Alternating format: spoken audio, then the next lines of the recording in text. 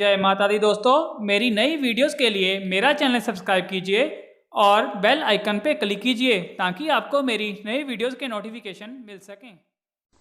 जय माता दी दोस्तों, मैं आपका इंजीनियर शर्मा एक बार फिर आपके लिए अपनी नई वीडियो लेकर आया हूँ।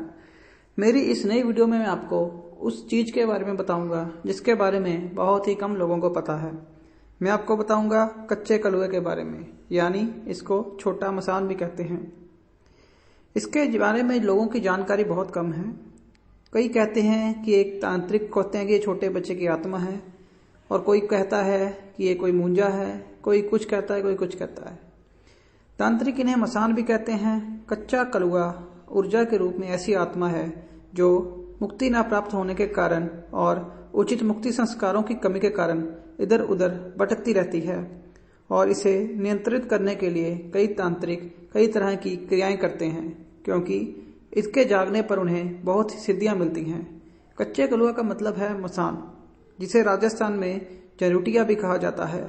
एक छोटी लड़की की भटकती आत्मा बहुत ही शक्तिशाली होती है।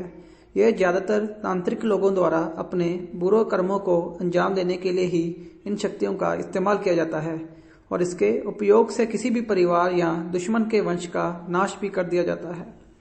कच्चे कलुए ऐसी आत्माएं हैं जिनके संस्कार ठीक से नहीं हुए होते, यानी अंतिम संस्कार। फिर ये एक ऊर्जा का रूप ले लेती हैं जिसके पास खतरनाक शक्तियां होती हैं, और ये कई बड़ी से बड़ी चीजों को पूरे कर देती हैं। जब इनकी शक्तियां अपने चरम पर पहुंच जाती हैं तो इन्हें नियंत्रित करना बहुत ही मुश्किल होता है। मसान का अर्थ होता है कच्चा कलुआ, यानी बहुत शरारती। ये एक छोटे से बच्चे की आत्मा है, केवल एक आत्मा है जो मंदिर में प्रवेश भी कर सकती है, और इसे बाल रूप में दूर करना आसान नहीं है। यदि गर्भ में पैदा होने वाले बच्चे की जन्म के दौरान मृत्यु हो जाती है, या एक बच्चा जिसकी उम्र 9 वर्ष से भी कम होती है और उसका अंतिम संस्कार ठीक ढंग से ना किया जाए, क्योंकि ज्यादातर को दफनाया जाता है या नदी में फेंक दिया जाता है, तो उचित अनुष्ठान न होने के कारण फिर ये भटकने लगता है।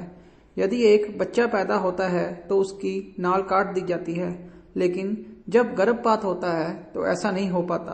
तब गर्भ के प्राणी को कच्चा मांस कहा जाता है। वह माया से जुड़ा रहता है, तो उस आत्मा को बनाता है बहुत ही अजय, क्योंकि ये फिर भी उससे जुड़ा रहता है। यदि वह अपनी शक्तियों को अपनी मां से प्राप्त कर रहा है, तब ये परमात्मा प्राकृतिक ब्रह्मांड से अपनी शक्ति प्राप्त करती है। यह एक आम धारणा है कि गर्भपात के मामले में उस गर्भ का जीवन नष्ट हो जाता है, लेकिन उसकी आत्मा फिर भी वहीं रहती है और अपना तांत्रिक खेल खेलती है। मसान छोटा नहीं होता, ये एक आत्मा होती है। ये बच्चों की आत्माओं से बनती है, और जब इनकी शक्तियां अपने उच्चतम स्तर पर पहुंच जाती हैं तो देखा जाता है कि केवल उसके माँ बाप ही उसे मुक्त कर सकते हैं, क्योंकि ये ऊर्जा उन्हीं की होती है।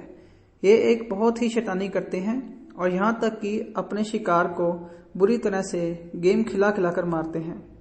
इनको कच्चा कलवा भी कहते हैं, जो गर्भ में ही खत्म हो जाता है। लेकिन ये एक छोटा बच्चा होता है जो दूध भी पीता है। वो भोजन लेने से पहले मर जाता है, तो वो भी कच्चा मसान बन जाता है। और आपको ज्यादातर पितरों के बारे में ही पता है। पितृ जो होते हैं वे ऐसे होते हैं, बाल आत्माएं भोजन का सेवन करने लग जाती हैं। आमतौर पर बच्चा जो 6 साल की उम्र तक भोजन का सेवन करना शुरू कर देता है, और उस जीव की शादी नहीं होती है, भले ही वह 80 साल के हैं। ऐसा प्राणी मृत्यु के बाद पितृ योनि में जाता है। उसी तरह ऊत हो सकता है जिसकी शादी हो जाए लेकिन कोई संतान नहीं। इसके अलावा इसे मूंजा भी कहा जाता है। ब्रह्मा राक्षस, कभी कभी ऐसी कई योनियां होती हैं। मसान कोई भी हो, कितने भी शक्तिशाली हो, और छोटा बच्चा भी एक छोटा कलुआ है जिसे बहुत ही शक्तिशाली माना जाता है। एक छोटे बच्चे को नियंत्रित करना कितना मुश्किल है ये आप लोग समझ सकते हैं, और जब वो छोटा होता है तो कैसे कैसे शरारतें करता है, तो हम क्या कर सकते हैं। ये इतना छोटा होने के कारण घूमते रहते हैं, जैसे मंदिर, पूजा स्थल, अनुष्ठान, ये आपके सभी काम भी करते हैं। अनुमान लगा सकते हैं आप कि जब उन्हें नियंत्रित नहीं किया जा सकता तो वह कुछ भी करने में सक्षम है। गर्भवती महिलाओं को इससे बहुत ज्यादा खतरा होता है। यदि गर्भवती महिला कच्चे कलुआ की चपेट में आ जाती है तो फिर उसकी गर्भावस्था को बचाना बहुत ही मुश्किल होता है। कच्चे कलवे भी सबसे ज्यादा गर्भवती महिला पर ही आकर्षित होते हैं और सबसे पहले गर्भ में पल रहे भ्रूण को ही अपना निशाना बनाते हैं, जिससे गर्भावस्था गिरती है या समाप्त होती है। इनकी साधना हमेशा अच्छे के लिए ही करनी चाहिए, बुरे कर्मों के लिए इनकी साधना कभी नहीं करनी चाहिए, क्योंकि अगर हम इसका बुरे तरीके से उपयोग करते हैं तो ये कभी ना कभी हमारे ऊपर भी आता है। धन्यवाद।